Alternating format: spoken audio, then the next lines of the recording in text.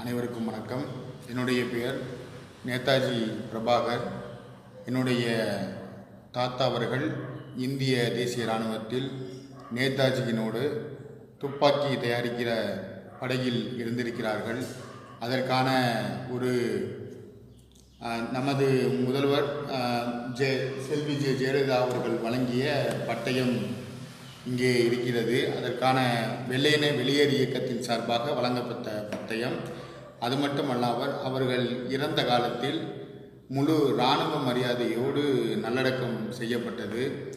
அதற்கு அடுத்த வழியாக நான் நேதாஜியின் மீது அதிகமான பற்று கொண்டு நேதாஜி வழியில், அதாவது எங்களுடைய வீட்டில் என்னை கண்டிப்பாக இராணுவத்திற்கு அனுப்ப வேண்டும் என்ற ஒரு முயற்சியில் இருந்தார்கள்.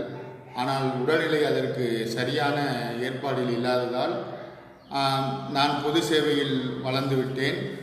அதற்கு அடுத்ததாக எங்களுடைய குடும்பத்திலிருந்து யாரும் இராணுவத்திற்கு செல்லவில்லை. ஆனால் எனக்கு அடுத்ததாக என்னுடைய பிள்ளைகள் கண்டிப்பாக யாராவது ஒருவர் இராணுவத்தில் இருக்க வேண்டும் என்று ஆசைப்படுகிறேன்.